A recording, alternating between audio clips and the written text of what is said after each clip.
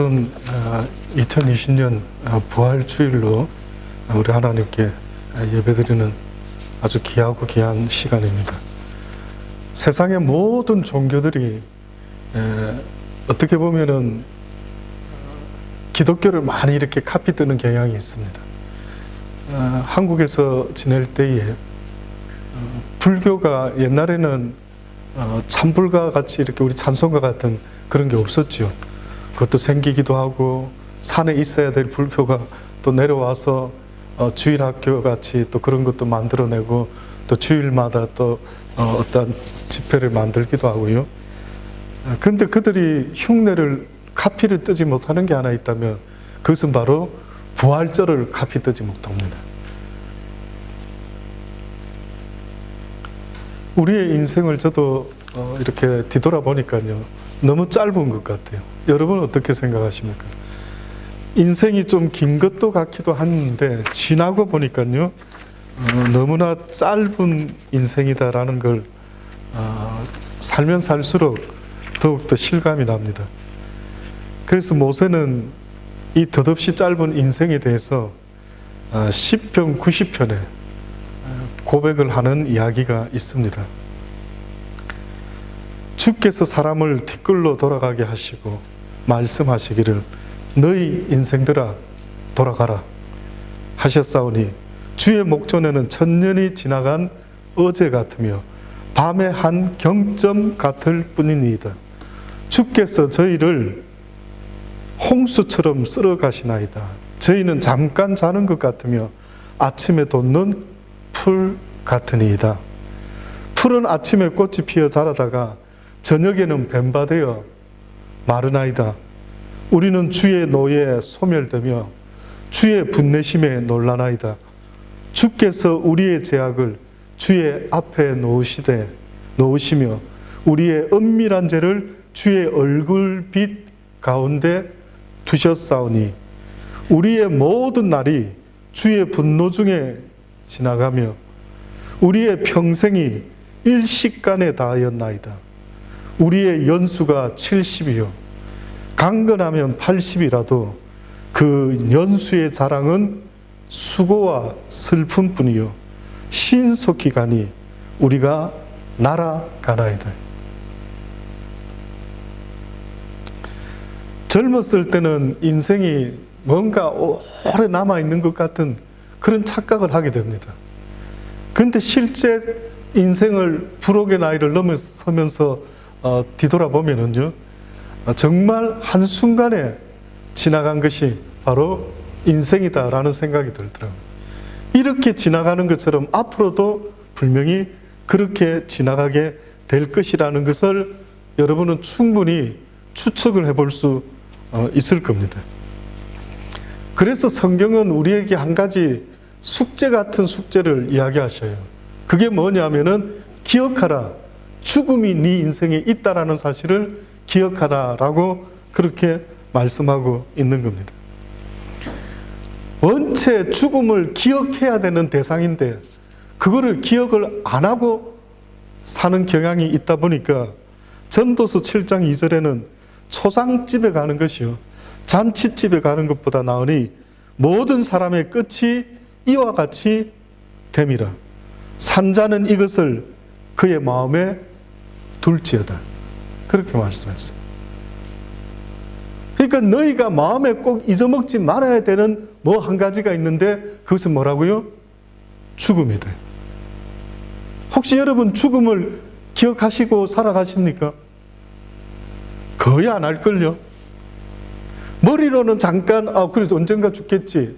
하지만 언젠가 죽겠지를 기억하고 사는 사람의 모습이 아닌 거예요. 만약에 고3 학생이 있습니다. 고3 학생이 대학을 준비하면서 지낸다 할 때에 여러분은 어떻게 상상하십니까? 고3이니까 공부를 열심히 아마 최고로 열심히 하겠지. 근데 고3 애가 막 뚱까뚱까 놀고 나가서 들로 산으로 피크닉 다니고 이러면 여러분은 뭐라 합니까? 쟤 고3 맞아? 쟤 지금 뭐를 잊어먹은 거 아니야? 자기가 고3이라는 사실을 잊어먹고 살아가는 것 같아 라고 말을 하지 않습니까? 그러면 한번 보셔요. 지금 하나님께서 우리에게 너희 인생에 있어서 죽음이 있다라는 것을 잊지 말아라고 지금 말씀하시는데, 여러분은 죽음을 기억하고 사는 자의 모습이 여러분 삶 속에 있습니까? 뭐가 달라야 될까요? 죽음을 기억하고 사는 사람의 모습과 이 성경에서 말하는 죽음을 기억치 못하고 살아가는 사람의 모습은 무슨 차이가 있을까요? 한마디로 말하면은 죽음을 기억한다라고 하는 것은요, 겸손할 수 있는 모습이 그에게 있어진다. 교만하지 않다. 방자하지 않다. 살아있는 삶의 순간순간을 함부로 시간을 낭비하지 않는다라는 것. 이것이 어떻게 보면은 죽음을 늘 기억하고 있는 사람들의 모습 속에 나타나야 되는 모습이죠. 그래서 주어져 있는 이 시간에 최선을 다해서 꼭 해야 될 하나님의 말씀에 순종하며 살아야 되는데 항상 후회를 하는 거예요. 죽을 때 돼서 그때 여러분 후회를 하는 겁니다. 지금 이 순간에 만약에 하나님께서 내 생명을 거두어 가신다 한다면 여러분은 무슨 말을 주변 사람들에게 남기고 떠날 수가 있을지를 한번 생각해 보세요. 어느 목사님이요, 수많은 평생 목회를 하면서 수많은 성도들의 장례식을 치러 왔답니다. 근데 그분이 잊지 못하는 장례식이 딱 하나 있답니다. 그 무슨 장례식인가 봤더니만은 한 교회를 평생 집사로 섬기다가 돌아가신 분이 계셨답니다. 근데 그 장례식이 뭐가 그렇게 기억이 나시는가 봤더니만 그 집사님이 돌아가셨을 때 그 교회에 나오고 안 나오고도 전 교인이 다 나왔답니다. 그분의 장례식에 전 교인이 그분을 아는 분이 다 나왔더랍니다. 그래서 다 나와서 모두가 애통해하며 안타까워하며 아쉬워하며 그렇게 장례 예배를 드린 적이 있는데 그것이 지금도 잊혀지지가 않는다고 그렇게 말씀을 하시는 거예요. 근데 그분이 무슨 대단한 회사의 회장님이시고 이랬던 분이 아니었다는 거죠. 너무나 평범한 분인데, 그런데 그분은 한 가지 다른 점이 있었다면은 교회 오면은 항상 밝고 항상 열정적이었다라는 그 두 가지밖에 없었답니다. 그래서 교회에서는 어떤 면에서는 그 집사님 쳐다보면은 여기가 교회인갑다. 내가 지금 교회 왔지. 이게 느껴질 정도로 교회에 오는 모든 하나님의 백성들을 대할 때 그 집사님은 나서서 인사를 하고 무슨 본인이 이 교회의 무슨 책임자인 것처럼 그렇게 열정적으로 밝은 모습으로 그렇게 사람들을 대하는 그 모습이요. 그분이 돌아가시고 보니까 사람들의 가슴에 그게 남는 겁니다. 그래서 많은 사람들이 그 장례식에 와서 애통해하며 아쉬워했다라는데 여러분도 한번 생각해 보셔요. 만약에 오늘 내가 죽었다라고 할 때에 사람들은 어떻게 할까? 나의 죽음에 대해서 어떤 생각을 가지고 있을까? 내 저 까불다가 죽을 줄 알았지, 저 사람. 어떤 소리가 누구 입에서 어떻게 나올지 한번 상상을 잠깐 해보십시오. 그렇다 한다면 결단코 우리가 살아가는 이 삶이요, 그냥 그렇게 시간을 보낼 수 있는 삶이 되어서는 안 된다라고 성경이 말씀합니다. 하나님도 우리에게 말씀하시기를 내가 준 이 생명을 가지고 너희가 이 땅에서 무엇하며 살다가 내게 왔는지 내가 꼭 물을 것이라는 게 거저 준 게 아니었던 것이죠. 하나님은 그분의 계획과 섭리와 뜻이 있어서 우리를 이 땅에 보내셨는데 우리가 그분의 뜻을 망각하고 그렇게 시간을 보냈다 한다면 언젠가 그분 앞에 섰을 때에 틀림없이 그러한 질문을 듣게 될 터인데 어떻게 하면 좋느냐 이거죠. 그래서 초상집에 가는 것이 잔치집에 가는 것보다 낫다. 늘 죽음을 기억하고 살아라는 겁니다. 성경의 말씀은요, 누구에게 해당되는 이야기들이냐면 죽음을 기억하고 있는 사람들에게 어필이 되는 메시지가 바로 성경의 말씀입니다. 마무리해야 될 사람들의 모습, 이제 이 땅을 마무리하고 아버지 앞에 가야 될 사람들의 모습, 이것이 바로 성경의 대상들이 돼. 오리 가자면 심리 가지고, 겉옷 달라면 속옷 주고, 한쪽 밥 맞으면 돌려대는 거, 정신 나간 사람 아니고서야 어떻게 그렇게 다 해줄 수가 있습니까? 하는데, 해줄 수 있는 유일한 사람이 있다면 내가 곧 이 세상을 떠날 사람이다라는 것을 인식한다면 그걸 다 할 수가 있는 겁니다. 맞습니까? 내가 내일 모레면은 이제 이 세상을 떠난다 할 때 할 수 있을까요? 없을까요? 할 수 있죠. 그러면은 성경을 읽다 보면은요, 이거 나 할 수 있는데, 어차피 내일 모레 죽을 건데, 왜 못해? 다 마무리 쫙 하고, 그죠? 오리 가자면 심리 가지고, 겉옷 달라면 속옷도 주고, 한쪽 밥 맞으면 다른 뺨도 돌려대고.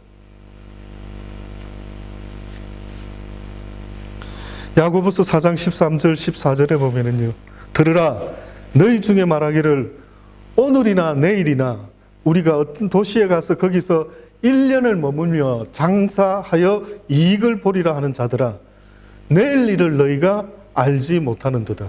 너희 생명이 무엇이냐? 너희는 잠깐 보이다 없어지는 안개니라.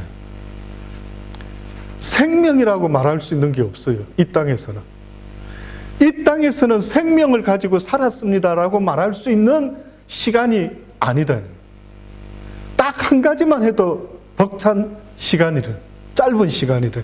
그게 뭔가 봤더니 바로 예수 그리스도를 나의 주 나의 하나님으로 고백할 수 있는 그 믿음의 일을 만들어내는 것, 그거 한 가지만 만들어내도 이 세상의 시간은 그렇게 긴 시간이 아니다라고 성경이 말씀하고 있는 겁니다. 성경은 저와 여러분이 이 세상을 지금 살아있다라고 말하지 않습니다. 산 생명이라고 말하지를 않아요. 에베소서 2장 1절로 보면은 너희의 허물과 죄로 죽었던 너희를 살리셨도다. 예수 그리스도께서 우리를 보시면서 뭐라고 지금 말씀하시느냐 하면은 너희의 죄와 허물로 너희가 죽어 있구나라고 그렇게 말씀했어요. 하나님께서 아담과 하와에게 말씀하시기를 너희가 선악과를 따먹으면 정녕 죽으리라 그랬죠. 근데 선악과를 따먹었는데 죽었습니까? 안 죽었습니까? 안 죽었어요. 오랫동안 더 살았습니다. 그런데 하나님이 죽을 것이다 라고 말했던 것은 육신의 삶을 말하는 게 아니라 그 영혼의 삶을 이야기한 거예요. 죽고 말았어요.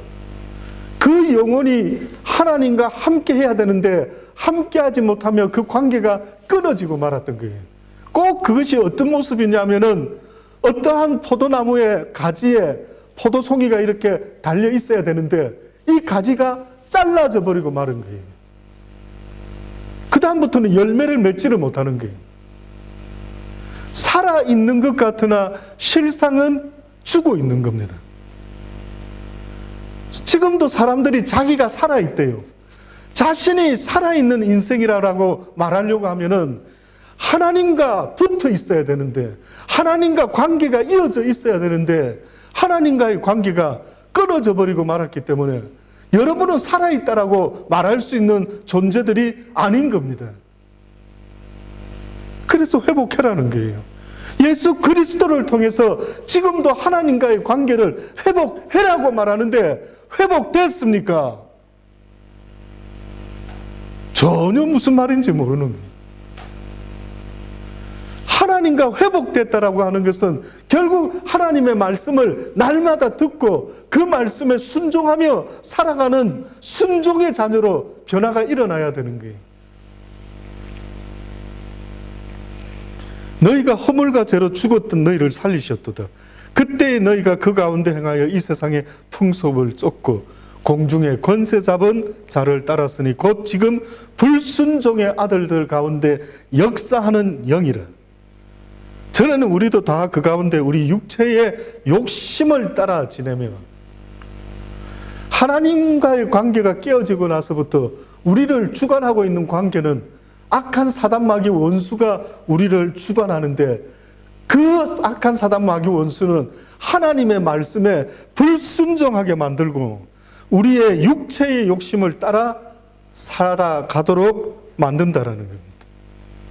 이와 같이 본질상 진노의 자녀이었더니 긍휼에 풍성하신 하나님이 우리를 사랑하사 그 큰 사랑을 인하여 허물로 죽은 우리를 그리스도와 함께 살리셨대.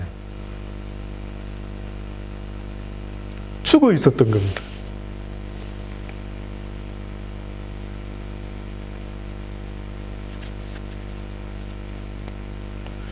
너희가 그 은혜를 인하여 믿음으로 말미암아 구원을 얻었나니 이것이 너희에게서 난 것이 아니요 하나님의 선물이라.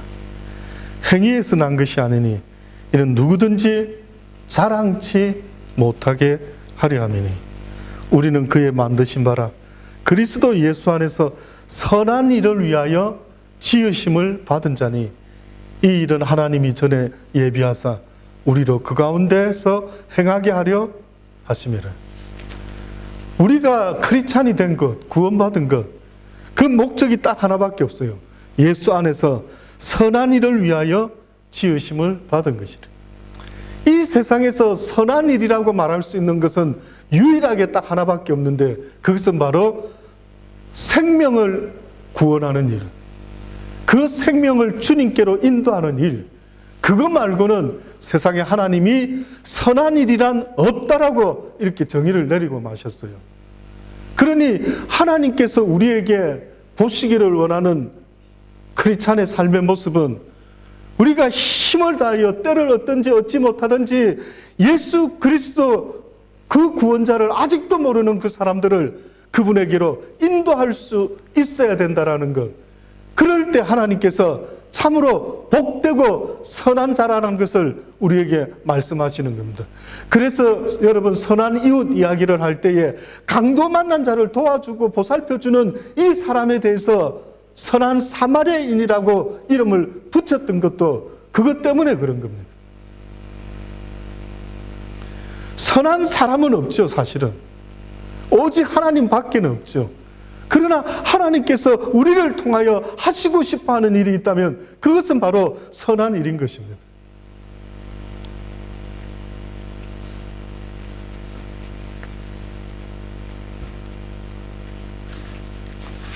오늘 이 본문의 말씀에 보면은 데살로니가 교회 하는 이야기입니다. 그런데 이 데살로니가 교인들이 당시 때 예수님이 초대교회 사람들이 다 그랬지만은 금방 다시 오실 걸로 생각을 했습니다. 그래서 데살로니가 성도들도 예수님이 재림 전에 죽은 자기 가족이 천국에 갔을까 하는 그런 확신, 혹은 가지 못했을까 하는 불안, 이런 것들 때문에 상당히 그런 일을 궁금해했던 모양이에요. 그래서 바울이 편지를 썼습니다. 도대체 우리 때에 오실까 어떨까? 형제들아, 자는 자들에 관하여는 너희가 알지 못함을 우리가 원치 아니하노라. 이는 소망 없는 다른 이들과 같이 슬퍼하지 않게 하려 함이라. 바울이 지금 데살로니가 교인들에게 두 부류의 사람을 이야기하고 있어요. 첫 번째 부류의 사람은 어떤 사람이 있다라고 말하냐면 소망 없는 자가 있다라고 이야기하고요. 또 한 부류의 사람은 자는 자들이 있다라고 이렇게 이야기합니다.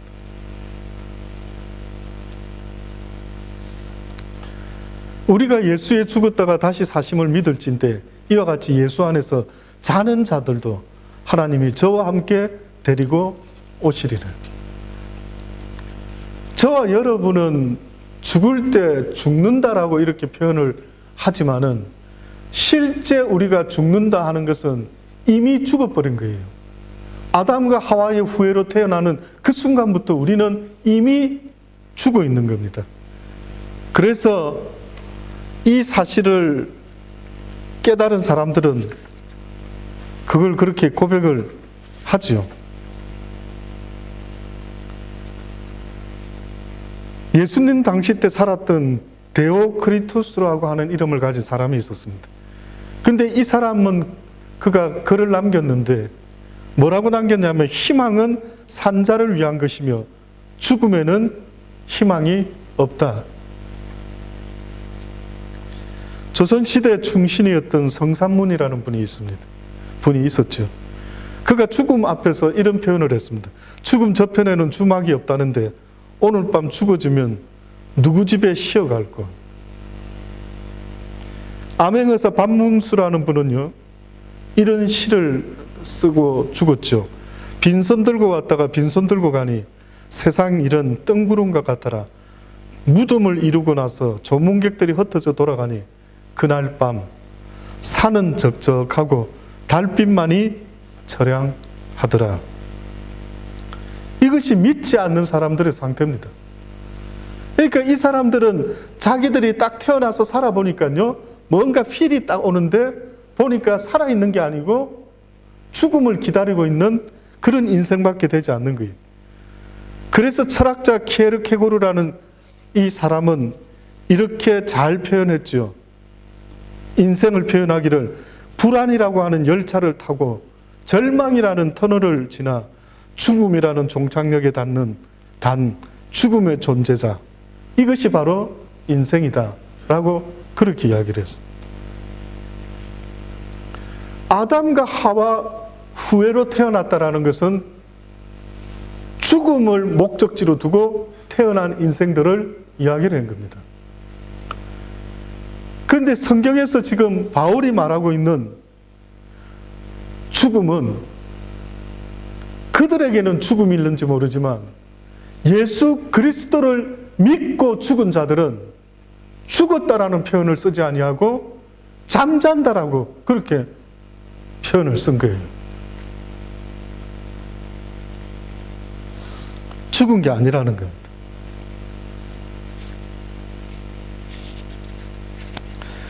성경에 보면은 그래서 그런지 여러분 성경을 보시다 보면은 죽었다라는 표현보다 잠자는 자들에 대한 표현이 더 많습니다. 예수도 회당장 야이로의 딸이 죽었을 때 그를 가리켜서 잔다라고 하셨죠. 나사로가 죽은 지 나흘이나 되었을 때도 뭐라고 표현하시냐면 잔다고 표현했습니다. 스데반 집사가 돌에 맞아 순교할 때도 성경은 뭐라고 써놨느냐 하면은 잔다라고 그렇게 써놓은 겁니다.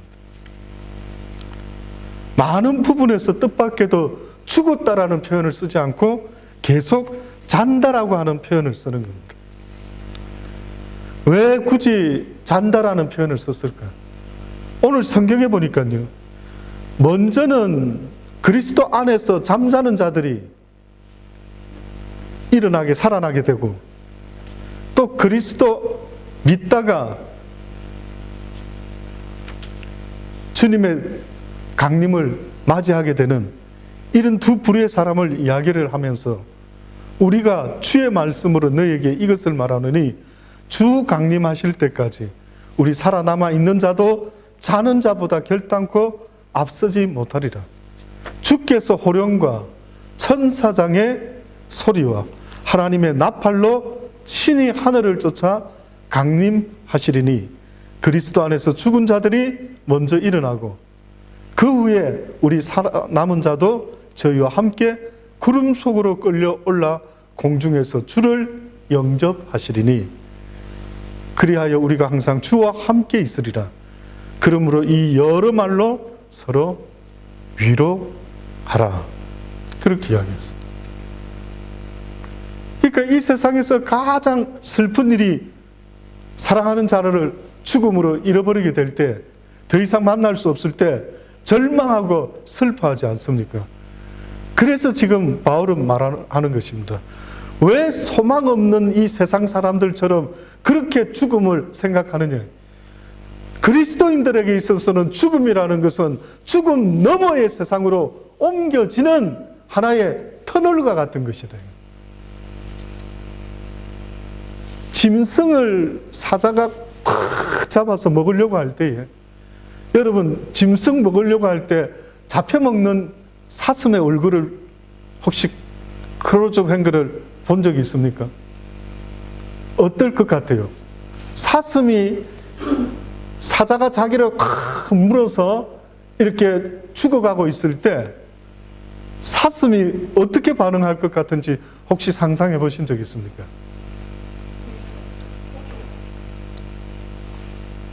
예, 그냥 포기한 것 같죠? 이렇게 얼핏 보면 표정이.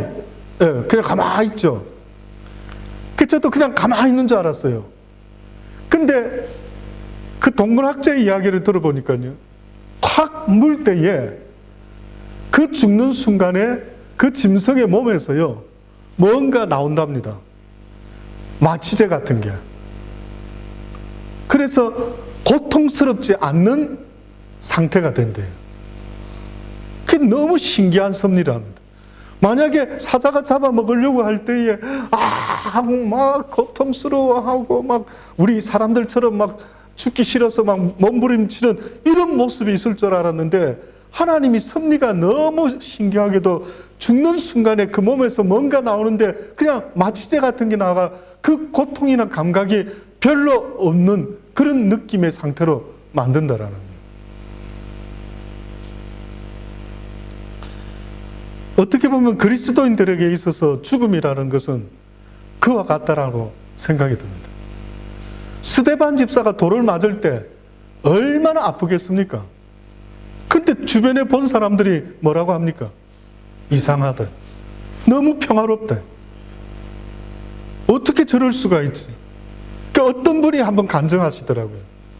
어떤 분이 영적 체험을 하고 나서 고백하는 말이, 죽는 순간에 우리가 고통스럽지 아니하고 주께서 우리를 손을 대시는데 얼마나 그것이 평화롭고 예전에 느껴보지 못했던 그런 고요의 상태가 된다라는 거예요.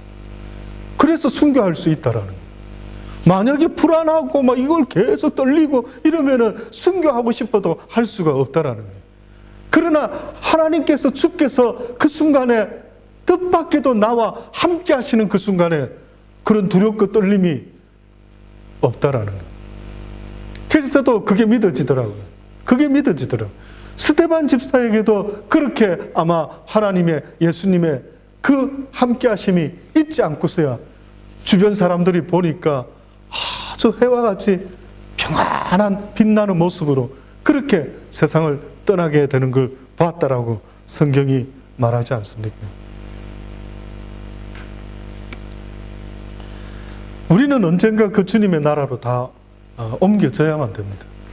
그래서 죽음은 누군가에게는 그런 암울한 것이 될 수 있을는지 모르지만, 예수 믿는 저와 여러분에게는요, 그냥 어떠한 곳을 이동하기 위한 하나의 터널과 같은 그런 과정이지 결단코 그것이 끝이 아닌 겁니다. 아담과 하와가 하나님과의 관계가 깨어지고 말았어요. 그래서 하나님께서는 다시 관계를 회복해 하시려고 예수 그리스도를 우리에게 보내시고, 누구든지 저를 믿는 자는 하나님과의 관계가 다시 회복될 수가 있다라고 그렇게 우리에게 말씀해 주고 계시는 겁니다. 회복되어야 됩니다. 부활하신 예수 그리스도의 의미는 바로 우리로 하여금 하나님과 다시 회복된 관계가 되어야 된다라는 것을 그렇게 말씀하고 있는 겁니다. 우리가 잘 아는 나사로의 누이들이 있었죠. 나사로가 죽었을 때에 예수님이 있었으면 좋았을 걸. 그러면 죽지 않았을 걸. 근데 제가 오늘 아침에 우리 단톡에다가 찬양을 하나 보냈죠. 참 은혜스럽더라고요. 참 가슴에 찡하더라고요. 꼭 꼭 우리의 모습, 죽음 앞에 선 우리의 모습을 어찌 그렇게 찬양으로 잘 표현을 했을까 싶을 정도로 그렇게 귀한 은혜를 끼치는 찬양이더라고요. 지난번에도 봤지만 또 한 번 더 보내고 싶더라고요. 그래서 그 찬양을 보냈는데 그러지 않습니까? 왜 늦으셨습니까? 나흘만 더 일찍 오셨으면은 내 오라비가 죽지 아니할 것은 대단한 믿음이죠. 그 믿음만 해도 대단하죠. 그래도 예수님만 있다면은 절대 죽지 않을 거라라는 믿음은 아마 마리아 마르다에게 있었는지 모르겠어요.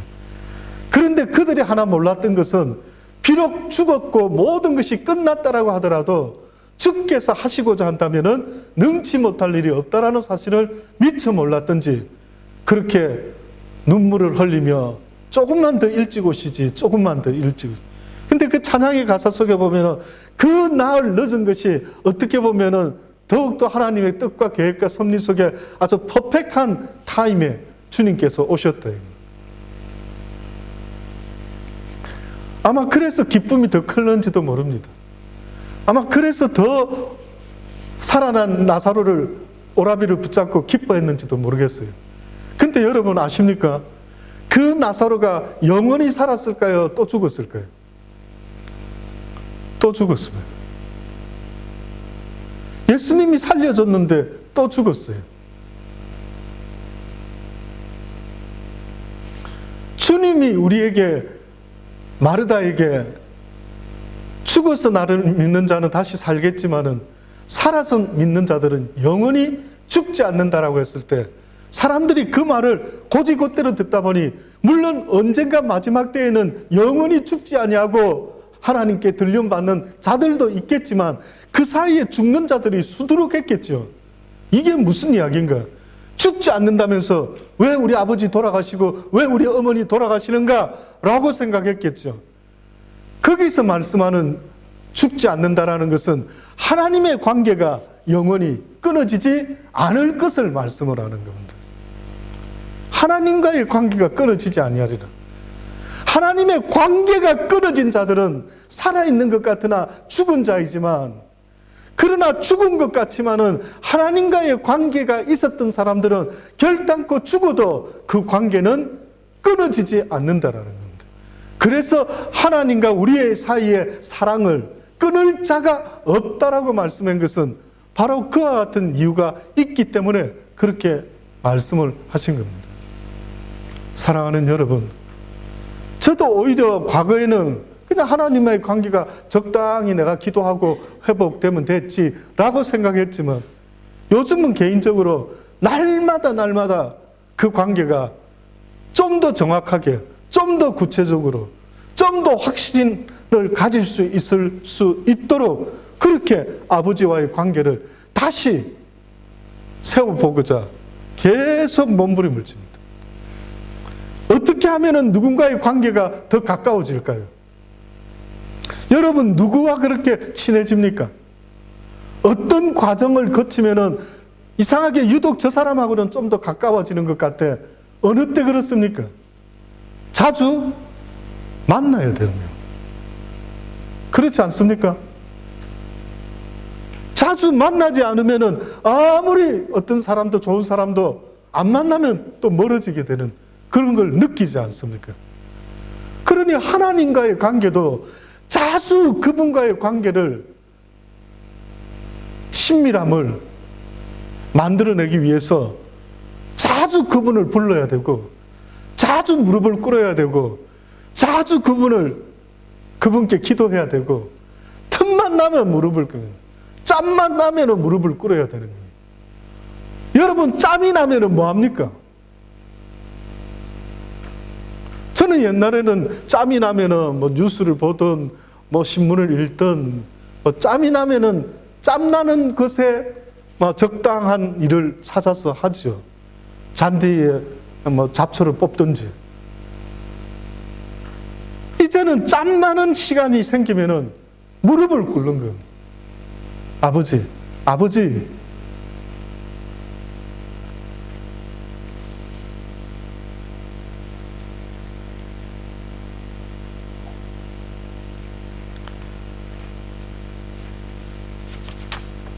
우리가 꼭 죽은 자들이 먼저 일어나고 또 우리 살아있는 자들이 또 함께 휴거되는 이야기를 지금 말하고 있는데, 한마디로 말하면은 예수 그리스도의 혼인잔치에 누구는 먼저 들어가고 누구는 나중에 들어가는 것이 아니라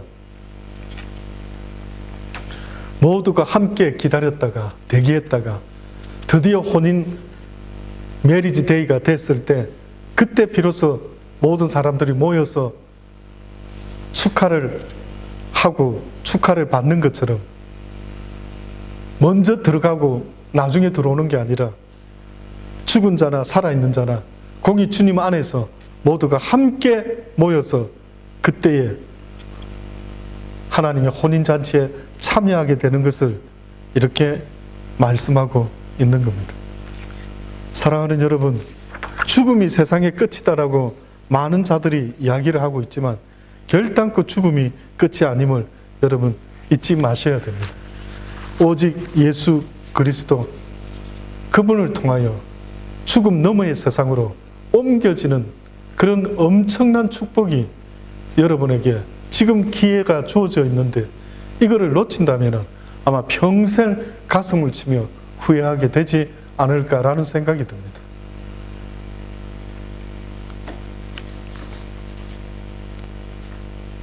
부활하신 주님을 오늘 하루만 생각하는 것이 아니고요, 날마다 날마다 생각하며 그 부활의 주님께 감사하며 그날에 갈 수 있는 저와 여러분 되기를 간절히 주의 이름으로 축원합니다.